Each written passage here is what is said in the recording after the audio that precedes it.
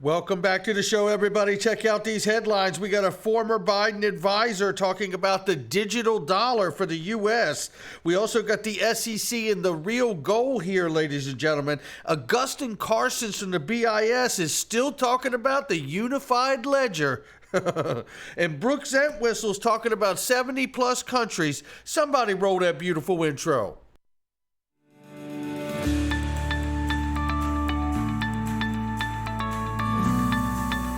Digital Perspectives with Brad Kimes. Come on in.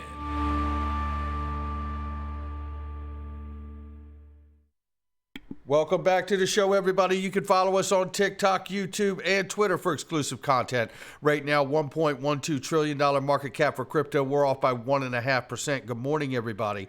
Bitcoin, 23,300 plus. We see Ethereum at 1,600 plus. Tether market cap, 71 billion plus, ladies and gentlemen, is what they're saying. XRP is 37 cents. We're off by 4.4% on the 7-day.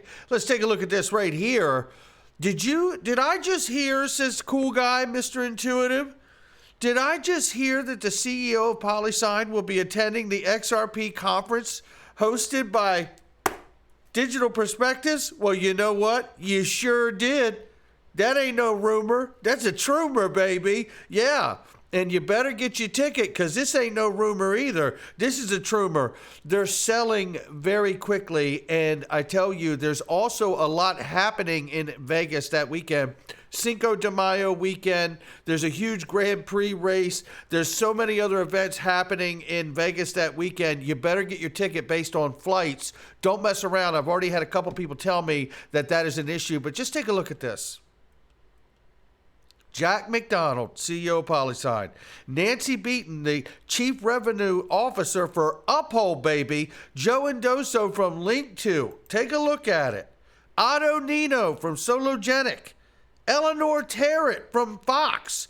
John Deaton, founder of Crypto Law, representing 75,000 plus XRP holders. Jeremy Hogan, virtual appearance here. I tell you, and brace yourself. We're working on others, so keep an eye on it. Get that ticket. Look, you can get a ticket for Friday, or you can get a ticket for Saturday. Click for Friday here, click for Saturday here, and click for here for discounted room rates. Don't mess around. Things are going much quicker than anticipated. I'm pretty positive this event is going to sell out. Now, speaking of news here, because remember, you can get PolySign and other incredible private equity opportunities like Ripple and Uphold and everything else is available on Link2. Shout out to my sponsor. But this is updated news on the acquisition. TD completes the acquisition, TD Bank, by the way, completes the acquisition of Cowen, which, if you remember, was really a relationship bought and brought together by PolySign. So PolySign got Cowen, TD acquisition of Cowen. So now you have this relationship between the two. And this is pretty remarkable here, understanding that this is really solidified. Look at the size of TD, Toronto Dominion Bank here. And its subsidiaries are collectively known as TD Bank Group. It says here is the 6th largest bank in North America by assets and serves our 27 million customers in 4 key business operating areas. Now, I tell you, that is really remarkable, ladies and gentlemen. And I don't mind telling you, too, that, TD is now an investor of PolySign by default because of Cowen's relationship with PolySign there. So things are really coming together. Don't mess around and click that link, I tell you. 3 Japanese banks will test stablecoins on Ethereum compatible blockchain. The blockchain in question is the Japan Open Chain, it says, which can record 1,000 transactions per second. We'll see where all this goes. We'll monitor it. We know that we're in a pilot developing testing phase around the world. And to speak to that, Reserve Bank of Australia, RBA, to launch CBDC Live pilot in coming months. What a year this is shaping up to be, regardless of the lack of clarity in the U.S. Let's turn our direction towards the U.S. now. As former Biden advisor reveals administration's drive towards digital dollar. Now, we're not going to read this whole article to you, but I do want to read this part here that Singh had claimed that the U.S. government embracing a central bank digital currency is the single best step that we could take to protect national interest, because it would crowd out the ecosystem of crypto. In other words, bring trust towards the digital dollar and away from private stable coins. Well, we're not done with you yet. Treasury Department developing that tech for the digital dollar. Congress debates the crypto rules, obviously, but we have here Nellie Liang, the Undersecretary for Treasury, Secretary Janet Yellen. Listen to what she says here. So let me summarize and conclude. U.S. policymakers are actively evaluating whether a U.S. CBDC is in the national interest. As part of this effort, Treasury is leading an interagency CBDC working group to support the Fed's policy deliberations and develop recommendations for which a broader administration and public perspective is helpful. Even as these deliberations continue, we recognize the importance of helping to shape global CBDC outcomes, and will actively participate in global standard-setting initiatives by sharing technology and expertise with other jurisdictions that are developing CBDCs. Again, she sounds way more reserved, right? But the reality is that the former advisor here, he's not pulling any punches. He's telling you exactly what's going on. So this is getting very interesting, ladies and gentlemen, not to mention the fact that we know that the right side of the aisle in Congress has created quite the question and opposition to a CBDC where there is a direct line to the Fed, which means that they can control every single dollar and see every transaction you make with it, which does not a solution make, ladies and gentlemen. So at the end of the day here, we'll see what's coming. If a new day is coming, says the right side of the aisle, well, we're waiting. The clock is ticking. So, less on the political posturing and more on the taking action. That's what we're looking for. Because the question here is, we are going to get a U.S. digital CBDC. That isn't really the question. The question is what will it look like? Will it look like the Chinese yuan, or will it look like the U.S. dollar that you currently have in your pocket? That's the question. Now let's take a look at this. Because while all of this is taking place, let's understand the benefits for a second of having digital dollars and CBDCs that can rectify and settle T+1, T+0, and all of the rest of it to bring us into the digital revolution here. But let's first listen to this clip, and this is an older clip, and shout out to Mr. Hubert for this one and Real XRP Boy for sharing it. But this is Robert Jackson, former SEC official. Listen to this clip, and we're going to tie it in here. And I got to say, John, whatever you want to say about the SEC, when they go outside those lines, the regulated finance industry has really good lawyers. And by the way, not for nothing, but some of their lawyers used to work at the SEC. And many of them. Absolutely. And these guys go into court, and they often are able to keep the SEC from doing its job. I think it's a huge problem. So that's what I'm saying. It's very clear right now that the sheriff it's like one of those Wild West towns that like one sheriff, but the sheriff changes every day because they keep chasing out the old sheriff, and then there's a new guy in there. There's a revolving door between corporate America and the SEC. It's self-regulating in a large extent, but they don't have any incentive to control, especially not even the front room casino of the stock exchange, which is the most transparent part of it. It's the part that we see, the part that the stock ticker on is the most transparent part of the stock market. And that functions with, as Citadel themselves wrote in a memo, payment for order flow is rife with conflict of interest. It is not an effective way. There's all kinds of non-transparent fund transfers that don't go on. The retail investor has difficulty seeing how much of the market is shorted. With GameStop, they were holding, I think, a short position of 140% of the entirety of the company. So within all those parameters, the sheriff in that town has to come up with another way of approaching things, because it's very clear what they have decided is we're going to neuter the SEC to the point where we're comfortable paying whatever tariff they impose on us to give us the patina of a well-regulated industry. It is not well-regulated. Absolutely, it is not well-regulated. That's exactly right. And what it really means is that institutions are able to front-run the decision-making going on with the retail investor, and the retail investor doesn't get to see all of what's taking place. And because that information and data is being fed fed into the institutional side, they can make a decision to short or go long based on where they're seeing the masses put their money. And then the masses seem to lose or not win as big as the institutions every single time. So now a question arises there that I remind everybody, there is a prize for keeping your eye on the ball.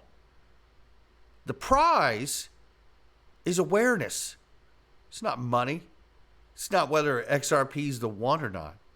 It's about whether they actually use this technology to stop that from happening.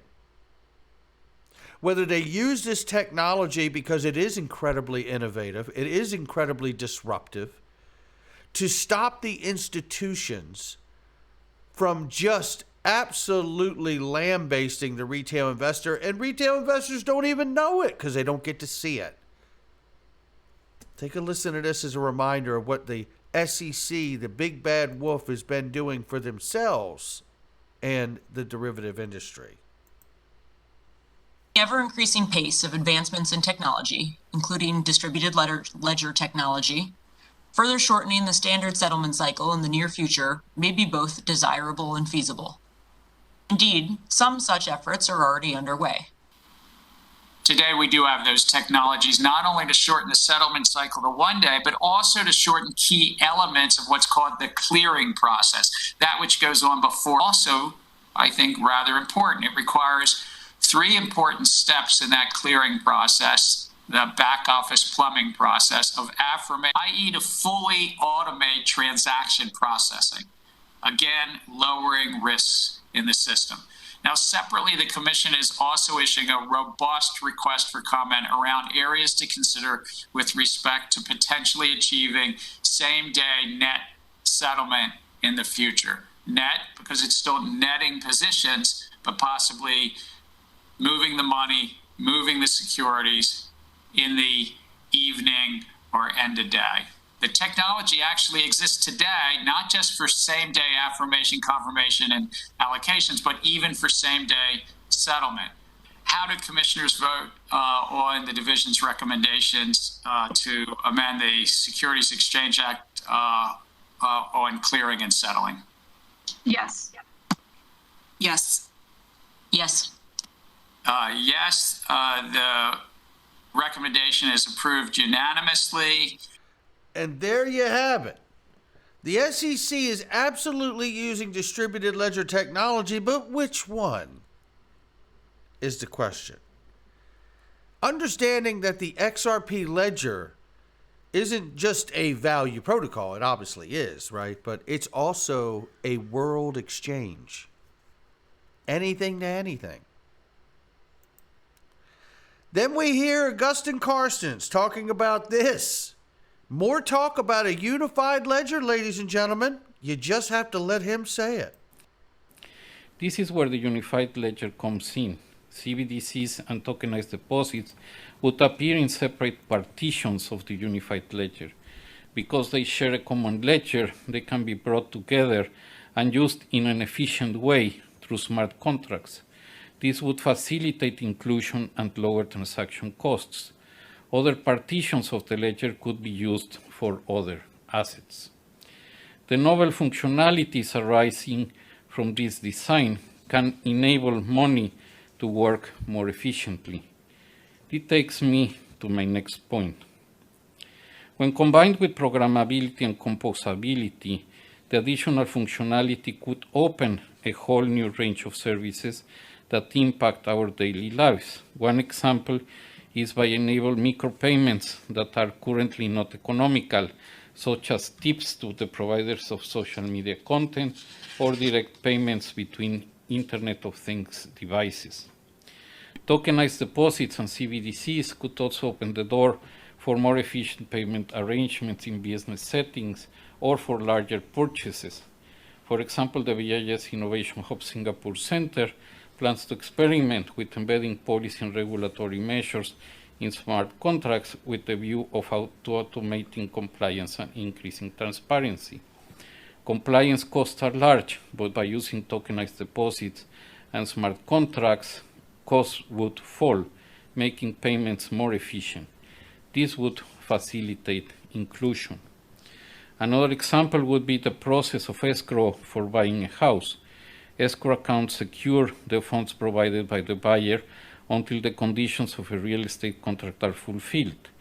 As escrow accounts are usually handled by a third party, the escrow process involves the transfer of funds across different accounts, often at different banks.